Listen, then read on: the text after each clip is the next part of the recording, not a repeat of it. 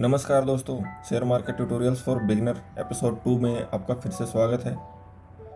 दोस्तों, आज हम बात करेंगे एनएससी और बीएससी क्या है, कैसे काम करता है। जैसा कि हमने कल के वीडियो में देखा था कि शेयर मार्केट क्या होता है, उससे जुड़े मैक्सिमम चीज़ें क्या क्या होती है वो हमने जाना था। आज हम थोड़ा और आगे बढ़ेंगे।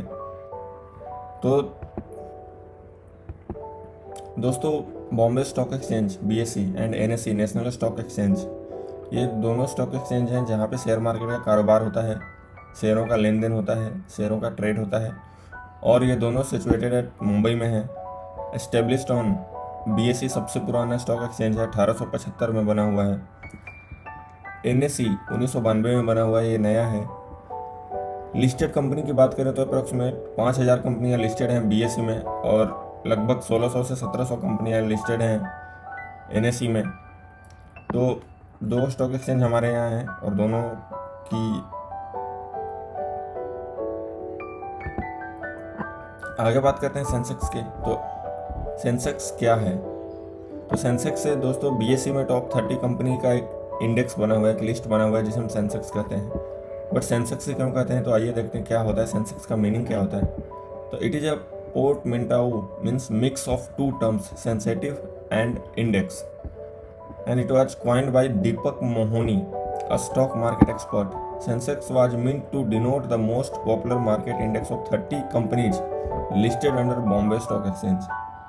मतलब बॉम्बे स्टॉक एक्सचेंज में 30 कंपनियां, जो बड़ी कंपनियां लिस्टेड हैं, उसका एक इंडेक्स बना हुआ है। उसके मूवमेंट पे एक इंडेक्स पता चलता है कि आज हमारा स्टॉक मार्केट का आज हालचाल क्या रहा। ओवरव्यू लेने के लिए एक इंडेक्स बना हुआ है। अब इंडेक्स बनाने का मतलब क्या था, क्यों बनाया गया, थोड़ा आगे हम डिस्कस करेंगे। तो सेंसेक्स तो हमें पता चल गया कि एक सेंसेटिव इंडेक्स है, और ये बनाया गया है मिस्टर दीपक मोहानी साहब द्वारा। ये एक स्टॉक मार्केट एक्सपर्ट है। 40 to 50 ईयर्स पहले इन्होंने ये बनाया था,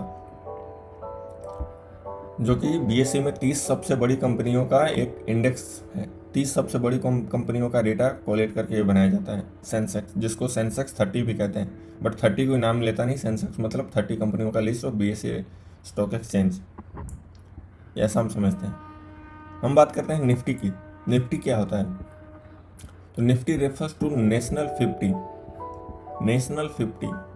and is a National Stock Exchange market index. So Sensex क्या है?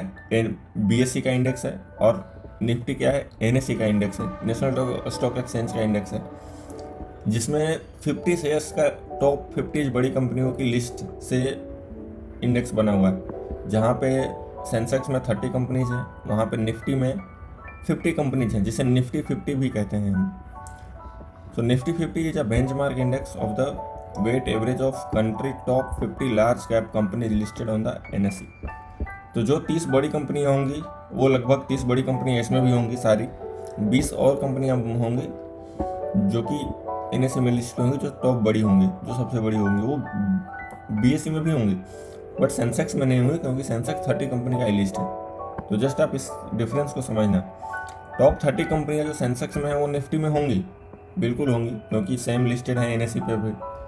लेकिन जो उसके बाद टॉप 20 बच जाएंगी, वो सेंसेक्स में नहीं होंगी, क्योंकि सेंसेक्स में 50 की लिस्ट नहीं है, 30 की लिस्ट है, 50 की लिस्ट नहीं है।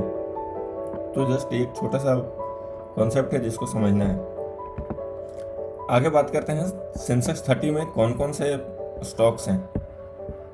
तो Asian paint, Axis bank, Bajaj Finserv, Bajaj finance, Bharti Airtel, doctor Reddy lab, HCL take, HDFC bank, Hindustan Unilever, ICIC bank, IndusInd bank, Infy, ITC, Infy means Infosys, ITC, Kotak bank, LNT, M&M, Mahindra and Mahindra, Maruti, Nestle India, NTPC, power grid, Reliance, State Bank of India, Sun Pharma, Tata steel, TCS, Tata consultancy services, tech Mahindra, Titan, ultra cement, Wipro. ये सेंसेक्स 30 के part हैं। Same ये 30 कंपनियां Nifty में भी होंगी। तो Nifty 50 कंपनियों के बारे में बात कर लेते हैं। Adani Ports, Apollo Hospital, Asian Paints, Axis bank, Bajaj Auto, Bajaj Finserv, Bajaj finance, Bharti Airtel, BPCL, Britannia, Cipla, Coal India, Divi's Lab, doctor Reddy, Eicher Motor, Grasim, HCL take, HDFC Bank, HDFC Life, Hero MotoCorp, Hindalco, Hindustan Unilever, ICICI Bank, IndusInd Bank, Infosys, ITC, JSW Steel, Kotak Bank, L&T, Mahindra and Mahindra, M&M, Maruti, Nestle India,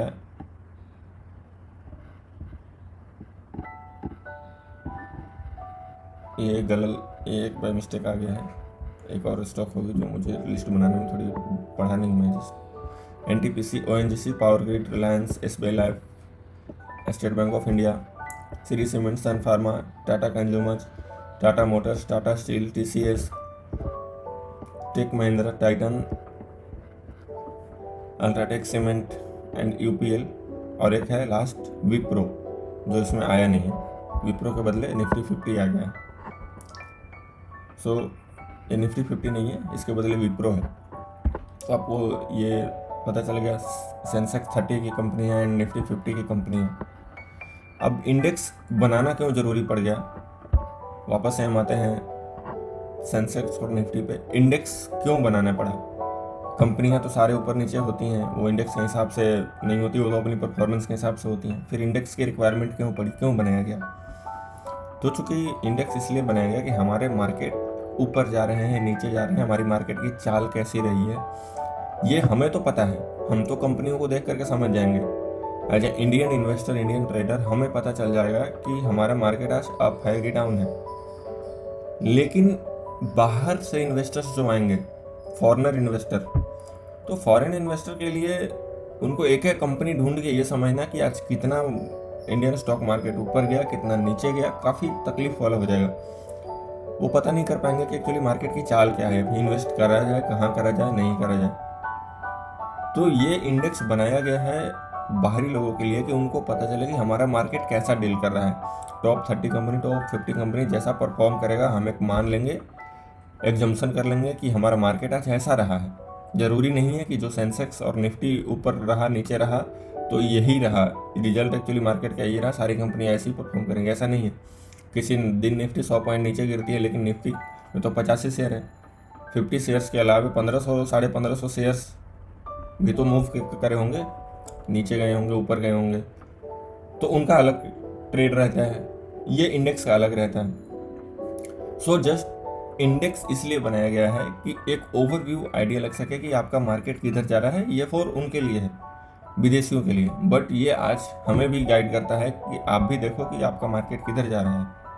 सारे stocks देख के comparison करने की जरूरत नहीं है, क्योंकि हम तो इंडियन हैं, तो हम तो फॉरेन मार्केट में जा नहीं सकते हैं एज ए नॉर्मल ट्रेडर, तो हमें तो फॉरेन मार्केट देखने की जरूरत नहीं पड़ेगी। तो हम ये इंडेक्स नहीं भी रहेगा तो भी हम अपने एक एक स्टॉक ढूंढ करके पता करेंगे कि हाँ वो ऊपर गया, नीचे गया, पता नहीं कहाँ गया, वो ढूंढ सकते हैं हम।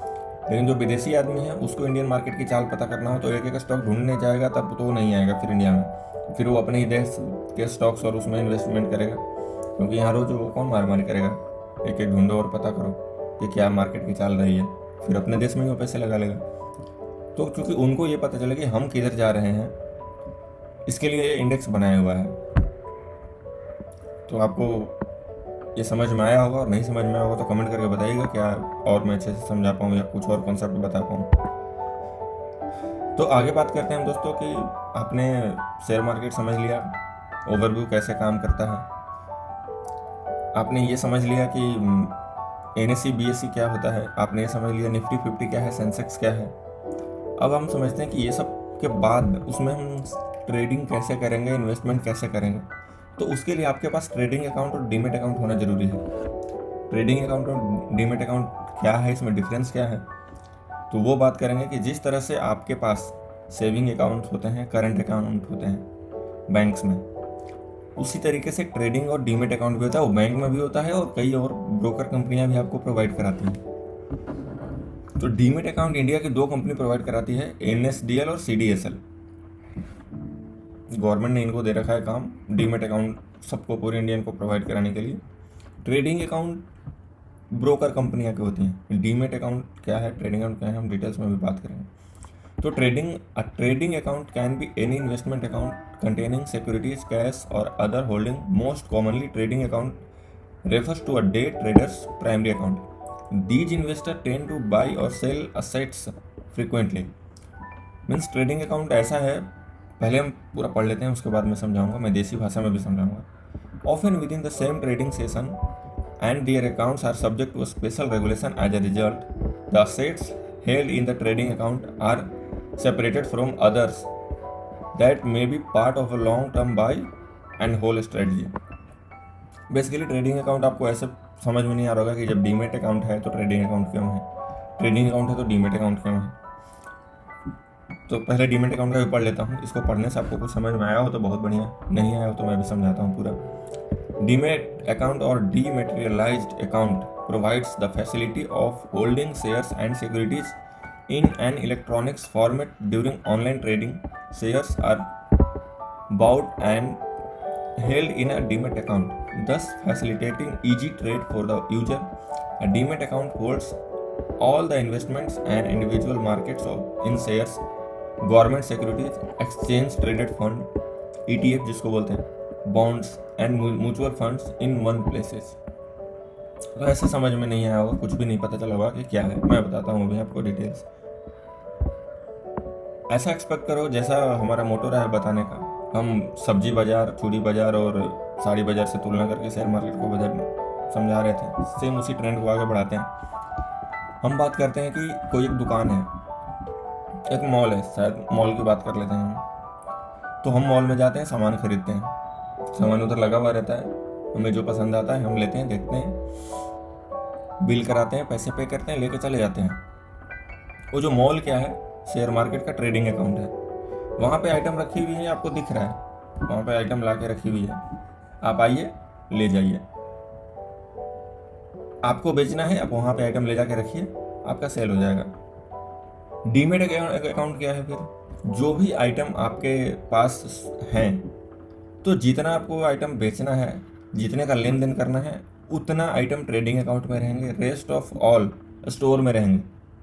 यहाँ पे नहीं रहेंगे, बिखरे हुए पर नहीं रहेंगे, वो स्टोर में रहेंगे। वो स्टोर डीमेट अकाउंट है। जो भी सामान लाना हो, बेचने के दिन ले जाना हो, वो ट्रेडिंग अकाउंट में ला के बेचा जाएगा। अब देसी भाषा में मैं समझा रहा हूँ, आप ऐसा मत सोचना कि क्या बताने लगा। एग्जैक्ट यही होता है। ट्रेडिंग अकाउंट में आपके शेयर्स डीमेट अकाउंट से आते हैं, बिक जाते हैं, या फिर आप इंट्राडे ट्रेड करते हैं, मीन्स आज ही ले लिया, आज ही बेच दिया, तो आपके डीमेट अकाउंट में शेयर्स जाएंगे नहीं। आपके शेयर्स कोई आकर दुकान पे दे गया और दुकान से आपका कोई और ले गया। एक बात बता रहा हूँ मैं आप कि एक ही प्लेस है दुकान, जहाँ से सामान बिक गया और आ गया, तो उसको स्टोर में ले जाकर रखने की जरूरत नहीं, क्योंकि उसको 2-3 दिन से ज़्यादा रखना नहीं, आपको सेम डे बेच देना है या अगले दिन बेच देना है। तो ट्रेडिंग अकाउंट में शेयर्स बिक जाएंगे, ख़त्म कहानी हो जाएगी, वो डीमेट अकाउंट में जाएंगे ही नहीं। लेकिन यदि 2-3 दिन से ज़्यादा रखना है तो आप मेन दुकान में नहीं रखेंगे, आप स्टोर रूम में रखेंगे, that is a demat account. आपको यदि अभी समझ में आया हो कुछ तो ट्रेडिंग अकाउंट जहाँ पे आप लेन देन करते हैं, वो अकाउंट ट्रेडिंग अकाउंट हो जाता है। जो अकाउंट से आपका शेयर्स ट्रेड होने के बाद आपने कोई 10 शेयर खरीद लिया, किसी कंपनी का, स्टेट बैंक ऑफ इंडिया का खरीद लिया, अब उसको आप 1 महीने के लिए छोड़ दिए, तो वो ट्रेडिंग अकाउंट में भी शेयर्स नहीं रहेगा, वो डीमेट अकाउंट में चला जाएगा। जैसे ही आप बेचेंगे उसको, फिर आपके डीमेट अकाउंट से ट्रेडिंग अकाउंट में आएगा और उसके बाद वो अगले के अकाउंट में चला जाएगा, जिसको आप बेच देंगे। आपने उससे पैसे ले लिया, अब उसको आपने शेयर देना है। तो ये है trading account and demat account में डिफरेंस है, तो इसका मीनिंग। अब कई सारी कंपनियां होती हैं जो सेविंग अकाउंट, ट्रेडिंग अकाउंट और डीमेट अकाउंट सब कुछ प्रोवाइड कराती है। तो मैं सेविंग अकाउंट की बात इसलिए नहीं कर रहा हूँ कि लगभग मोस्ट ऑफ द पीपल के पास सेविंग अकाउंट होता है, ट्रेडिंग एंड डीमेट नहीं होता है। तो तीनों अकाउंट चाहिए आपको। सेविंग अकाउंट जहाँ पे आपके पैसे रहेंगे, जो पैसे आप ट्रेडिंग अकाउंट में लेकर आएंगे by UPI, by net banking, by ATM card, lots of facilities है, तो उससे आप ट्रेडिंग अकाउंट पे अपने पैसे लेकर आएंगे। यहाँ इस पैसे से आप शेयर्स खरीदेंगे, बेचेंगे।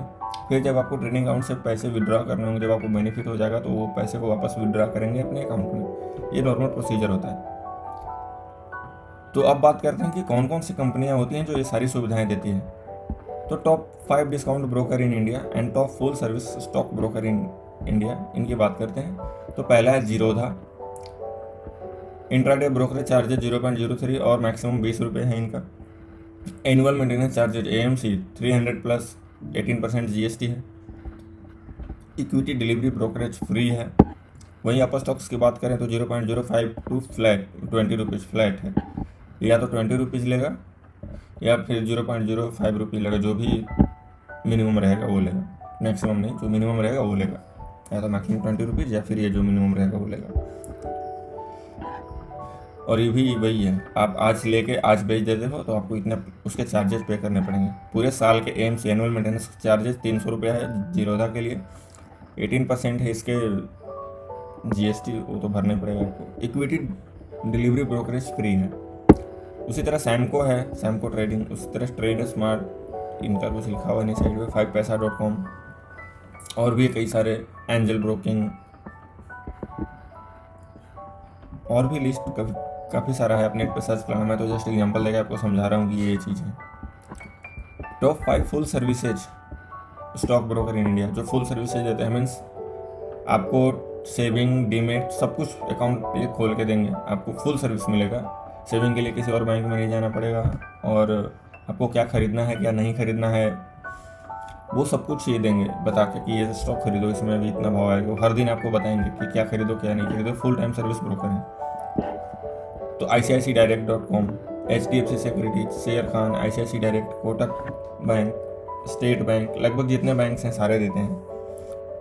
तो ये सब आप एक बार चेक कर लेना आपको किस में ओपन कराना है। आपको इसी के थ्रू अकाउंट ओपन कराना है। आप डायरेक्ट NSE BSE में ट्रेड नहीं कर सकते। NSE BSE डायरेक्ट पब्लिक से डील नहीं करता, वो डील करता है ब्रोकर से। एंड ब्रोकर को बैठा रखा है कि आपको पब्लिक का अकाउंट ओपन कराना है, उनको ये फैसिलिटी देना है कि वो ट्रेड कर पाए।